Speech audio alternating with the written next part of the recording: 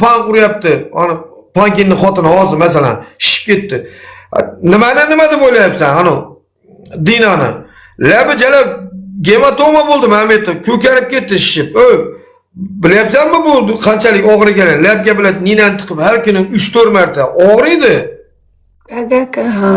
Yo, men kallamda qarang, Zek aka, men ko'rganman. Menga uni davlat kerak emas. Menga bilasizmi, nima kerak erkakdan?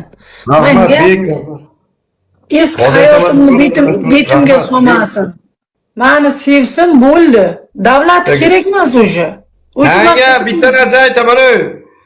Senga puli ko'p odam Amerikada bir o'zi qolib ketgan bo'lsa, seni sevmaydi u. Sen bilan временni yaxshi yashash uchun hayotini go'zal qilmoqchi u, tamom. Ha, shu go'zal yashab yursin, meni avaylasin. Sen bilan go'zal qilmoqchi u. Sen u bilan seni sevmaydi u, seni sevish. Mana men 46 yoshimdaman-da masalan.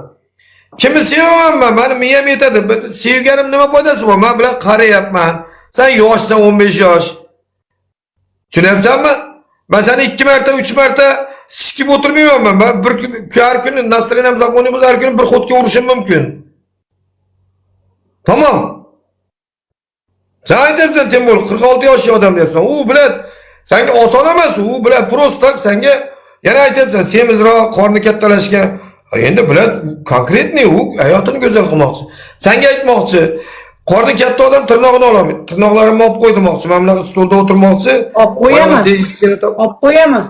Jannatga chiqsin bo'l, olib qo'yaman. Oltiga kichkina taburetga qo'ymoqchi. Sen daryoda ko'tingni qo'yib yerda o'tirasan-da, noktigriska bilan tirnoqlar orasini tozalab, cho'tki qilib, u massajga borib pul to'lab yuribdi hozir, masalan, tirnoq oldirish uchun. Ha? O'zim bir joyga chiqmoqchi bo'lsa, botinganiki yig'iz demoqchi senga. Ha? Qilaman. Menga yaxshi qarasa bo'ladi. Yaxshi qarasa. Sen nimaga sevadi u? Rahmat bek. Sen nimaga sevadi u? Hayot shunaqa. Unga xarakterimni yaxshi ko'rar ekan.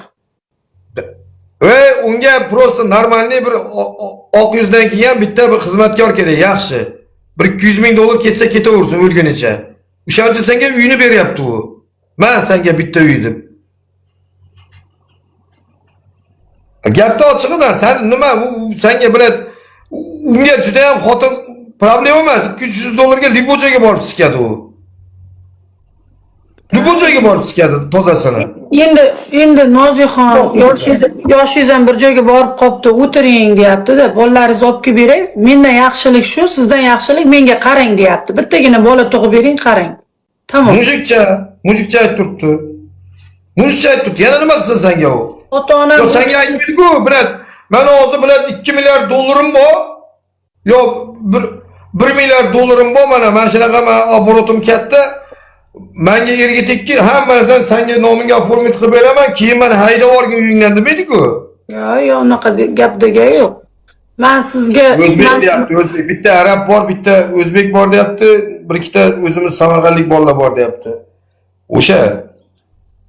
Ko'r, agarda nima bo'lsa, sen ham aldamagin-da uni endi. Ras shuncha aldamayman.